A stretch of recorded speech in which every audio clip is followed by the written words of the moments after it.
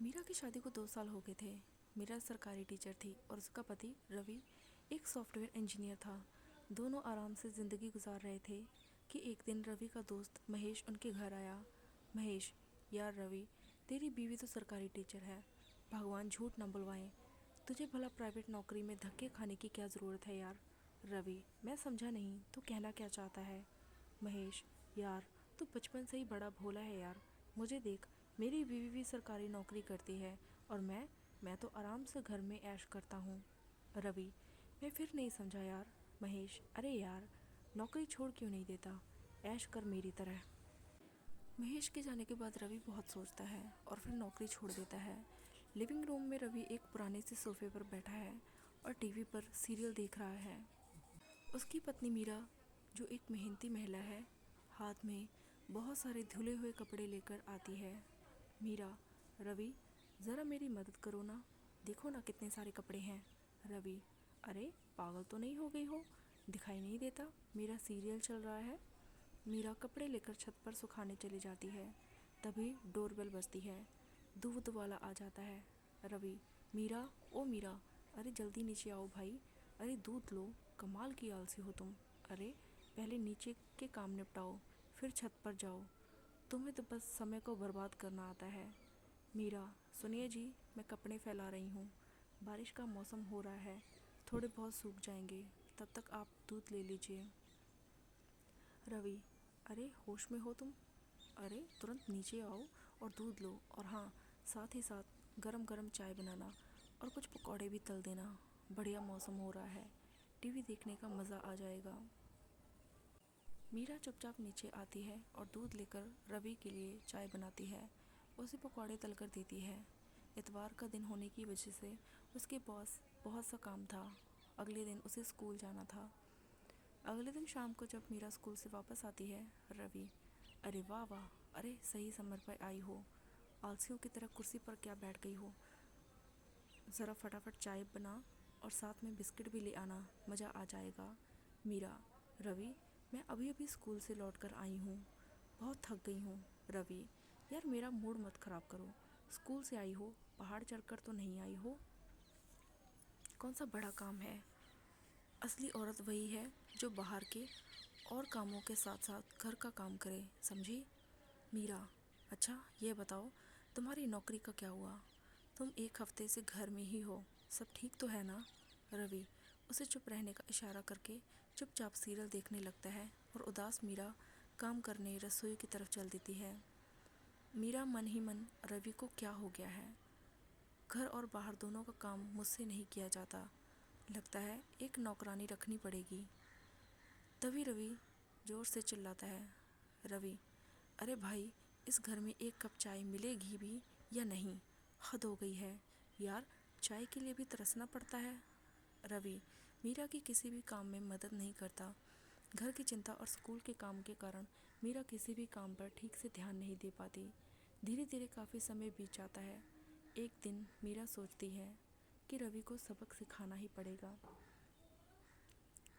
उदास मीरा जब घर लौटती है तो रवि को रोज़ की तरह सोफे पर लेटकर सीरियल देखते देख सोचती है। रवि से कहती है, वाह, तुम्हारे जैसा भाग्य सबका हो, बस पलंग तोड़ते रहो, शर्म नहीं आती क्या, नौकरी छोटे कई महीने हो गए, तुम नई नौकरी ढूंढते क्यों नहीं, कभी तुम्हें चिंता नहीं होती कि घर का खर्चा कैसे चलेगा। रवि, अरे मैं बस ब्रेक ले रहा हूँ, वैसे भी 2 रोटी से ज़्यादा मैं क्या खाता हूँ, क्या तुम मुझे 2 रोटियाँ भी नहीं खिला सकती। देखो, मुझे वैसे भी दिल की बीमारी है, तो मुझे बेकार की टेंशन मत दिया करो, समझी। अरे यार, दिमाग ख़राब मत करो, मस्त सीरियल चल रहा है, दफ़ा हो जाओ यहाँ से। मीरा, हम मुश्किल से गुजारा कर रहे हैं रवि, और तुम घर के कामों में भी मेरी मदद के लिए कुछ नहीं कर रहे हो, मैं अकेली कब तक ये सब करती रहूँगी। रवि, अरे यार, ज़िंदगी एक ही बार मिलती है, प्लीज़ मुझे जीने दो। मीरा, तुम सच ही कह रहे हो, ज़िंदगी एक बार ही मिलती है, मैं भी इंजॉय करना चाहती हूँ, बहुत हो गया काम, कल से मैं भी आराम करूँगी, कल से मैं भी स्कूल नहीं जाऊँगी। अगली सुबह जब मीरा ऑफिस नहीं जाती तो फिर रवि हैरान हो जाता है। मीरा की बात सुनकर उसके पैरों से ज़मीन खिसक जाती है। रवि, अरे तुम तैयार नहीं हुई? अरे कितनी आलसी हो गई हो। टाइम हो गया तुम्हारा, चलो फटाफट तैयार हो जाओ। तुम्हें समझना चाहिए नौकरी कितनी ज़रूरी है, वरना घर का खर्च कैसे चलेगा। मीरा, बस जो भी हो, अब तो यूं ही चलेगा। आज से मैं भी स्कूल नहीं जाऊंगी, मुझे भी घर में बैठकर आराम करना है। रवि, अरे यार तुम पागल तो नहीं हो गई हो? जिम्मेदारी भी कोई चीज़ है। मीरा, घर चलाने की जिम्मेदारी तुम्हारी है रवि, अब तुम जानो घर कैसे चलेगा। रवि, अरे तुम हमेशा मेरे पीछे क्यों पड़ जाती हो, मिल जाएगी नौकरी। मीरा, बस करो, अभी तुम्हारी यही बातें सुनते सुनते कितने महीने बीत गए।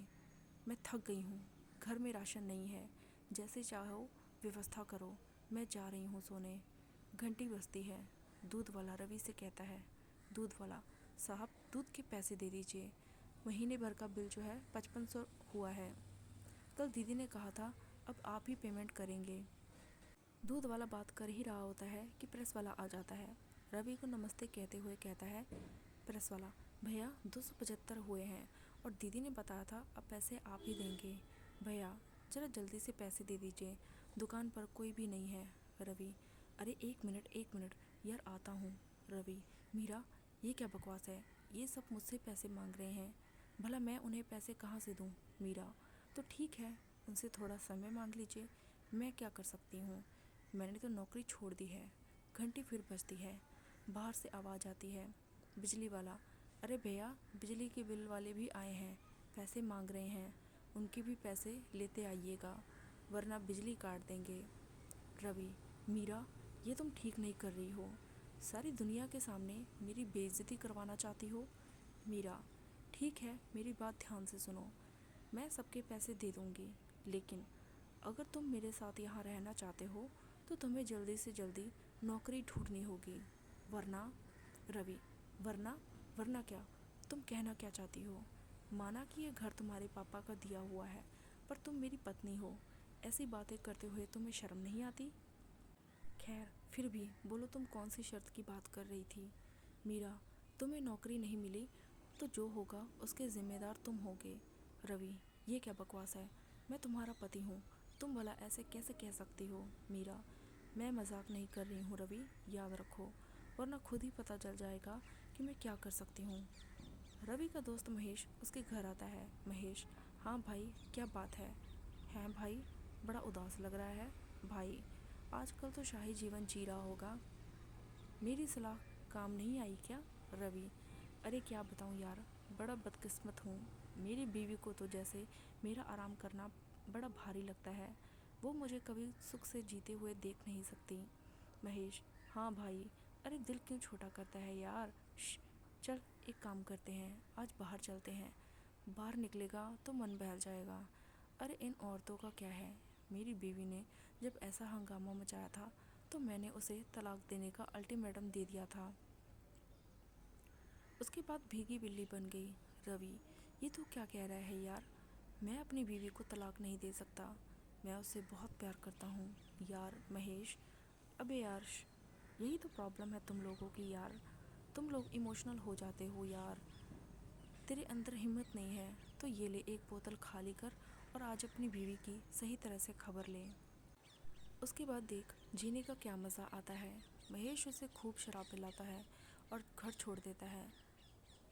मीरा उसे नशे में देखकर जोर से चिल्लाती है, मीरा, अच्छा तो तुम्हारे ये नए शौक शुरू हो गए हैं, तुमसे कमाया नहीं जाता और शराब पीकर आ गए हो। रवि, ज़्यादा बकवास करने की ज़रूरत नहीं है, ज़्यादा बोलने की कोशिश की तो तुझे तलाक दे दूँगा। मीरा, अच्छा तो तुम मुझे तलाक दोगे, कभी सोचा है मुझे तलाक देने के बाद क्या खाओगे? सड़क पर भीख मांगनी पड़ेगी तुम्हें। वैसे भी मुझे क्या, तुम तलाक दोगे, कल तुम्हें मैं खुद वकील का नोटिस भिजवा दूंगी। सुबह उठकर रवि को सब याद आ जाता है कि उसने क्या किया। वह यह सोचकर बुरी तरह से घबरा जाता है कि अगर मीरा ने उसे तलाक दे दिया तो उसका क्या होगा। वह मीरा के पास जाता है और कहता है, रवि, मीरा मुझे माफ़ कर दो, कल थोड़ी सी ज़्यादा हो गई थी इसलिए मैं होश में नहीं था, मैं वादा करता हूँ अब मैं नौकरी ढूंढ कर ही तुम्हारे सामने आऊँगा, पर अपने मुंह पर अब तलाक की बात कभी नहीं लाना। मीरा, ठीक है रवि, अब मुझसे तभी बात करना जब तुम्हारी नौकरी लग जाएगी। उससे पहले मैं तुमसे कोई बात नहीं करना चाहती। तुम्हारे पास आज से 1 महीने का समय है। इतना होने के बाद भी आलसी रवि को काम करने की इच्छा नहीं थी। लेकिन मीरा को बेवकूफ़ बनाने के लिए रवि नौकरी ढूंढने का बहाना करता है और घर से बाहर निकलता है। इधर उधर समय बिताकर वापस आ जाता है। 1 महीने बाद रवि लिविंग रूम में बैठा है। मीरा मुस्कुराते हुए आती है। मीरा, रवि, समय पूरा हो गया, नौकरी मिली क्या? रवि, नहीं मीरा, मेरा समय ख़राब चल रहा है। मैंने कोशिश की लेकिन कुछ भी काम नहीं आया। मीरा, खैर जो भी हो, अब तुम्हें शर्त के अनुसार परिणाम भुगतना होगा। रवि, क्या करना होगा? अरे मुझे तुम ही बता दो, फांसी लगा लो क्या? यही तो चाहती हो ना तुम? मुझे आराम से बैठा देख तुम्हें बेचैनी होती है। मीरा, देखो रवि, अगर तुम नौकरी नहीं कर सकते तो तुम्हें घर का काम करना होगा। आज से खाना बनाना, कपड़े धोना, झाड़ू पोछा करना, ये सारे काम तुम्हारे होंगे। रवि सहमति में सिर हिला देता है और सोचता है, घर का काम भी कोई काम होता है? अपना सीरियल देखते देखते आराम से इन्हें निपटा दूंगा और चैन से ज़िंदगी गुजारूंगा। अगले दिन मीरा के जाने के बाद रवि किचन में जाता है। वहाँ पड़े जूठे बर्तन देखकर वापस आ जाता है। रवि, पहले मैं झाड़ू लगा लेता हूँ। एक कमरे में झाड़ू लगाने के बाद वे फिर टीवी के पास आकर बैठ जाता है। रवि, ये कोई काम है? बहुत भूख लग रही है, पहले कुछ खा लेता हूँ फिर काम करूँगा। किचन में जाता है पर वहाँ कुछ भी नहीं होता। वे फिर अपने सोफे पर आकर बैठ जाता है और सीरियल देखने लगता है। इस तरह पूरा समय बीत जाता है लेकिन रवि कोई भी काम नहीं कर पाता। भूख से उसके पेट में दर्द होने लगता है। तभी स्कूल से मीरा वापस आ जाती है। मीरा, कैसे हो रवि? ज़रा एक कप चाय बना दो, मेरे सर में बहुत दर्द हो रहा है। रवि, चाय? और मैं? ये तुम क्या कह रही हो? मैं तो कब से तुम्हारा इंतज़ार कर रहा हूँ। तुम कुछ बनाकर भी नहीं गई। सुबह से भूखा हूँ, सारे बर्तन भी गंदे हैं। मीरा, यानी कि तुमने घर का कोई काम नहीं किया? रवि, मेरा यकीन मानो मीरा, मैंने सारे काम करने की कोशिश की थी पर कोई भी काम पूरा नहीं हो पाया। मीरा, अच्छा, तो फिर तुम पूरे दिन क्या करते रहे? रवि, मैं वो सीरियल देख रहा था। मीरा, रवि, क्या तुम मुझे बता सकते हो ये सीरियल देखने से तुम्हें क्या मिलता है? तुम सुबह से शाम तक टीवी देखते रहते हो, क्या तुम्हारी ज़िंदगी में कभी काम आ सकते हैं? क्या तुम्हें पैसा कमा कर दे सकते हैं? क्या हमारा पेट भर सकते हैं? रवि, अरे मीरा, इस दुनिया में खाना पीना और पैसा ही सब कुछ नहीं होता, समझी? मनोरंजन से भी हम अपनी ज़िंदगी चला सकते हैं। देखो ना, मैं पूरे समय से भूखा था लेकिन सीरियल देखते देखते मुझे भूख की खबर भी नहीं हुई। मीरा, सोचो रवि, तुम जो कह रहे हो वह दिल से कह रहे हो? क्या तुम दूसरों का मनोरंजन कर सकते हो? ये बहुत बड़ा काम है जिसमें बहुत मेहनत लगती है। रवि, अरे ये कोई ऐसा भी बड़ा काम नहीं है। मुझे तो लगता है लोगों का मनोरंजन करना सबसे आसान काम है। काश मुझे कोई ऐसी ही नौकरी मिल जाती तो मज़ा आ जाए।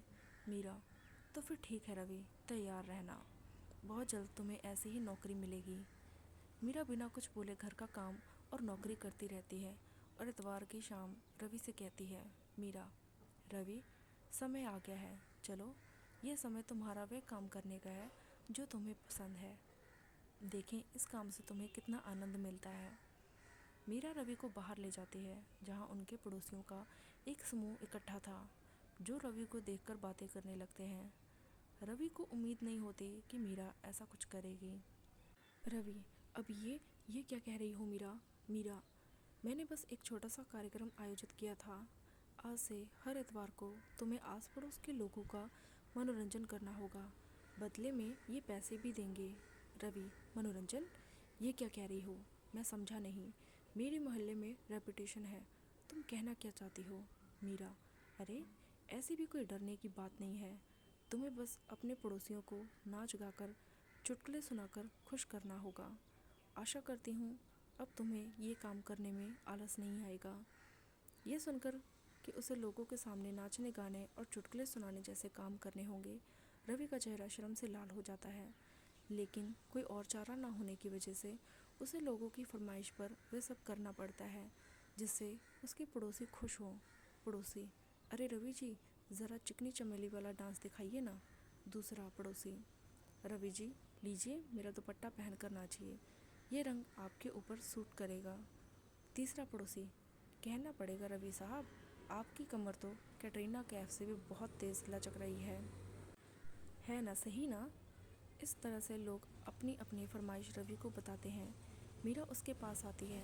रवि: मीरा, मैंने अपना सबक सीख लिया है, मैं कल से गंभीरता से नौकरी की तलाश शुरू कर दूंगा। मीरा: मुझे पता है रवि, तुम ऐसा करोगे, मैं हर कदम पर तुम्हारा साथ दूंगी। जल्दी ही रवि वापस नौकरी ढूंढ लेता है और उस वक्त बहुत अच्छी कंपनी में जॉब मिल जाती है। वो मेहनत और ईमानदारी से अपना काम करने लगता है, फिर कभी अपने दोस्त के कहने पर जॉब नहीं छोड़ता।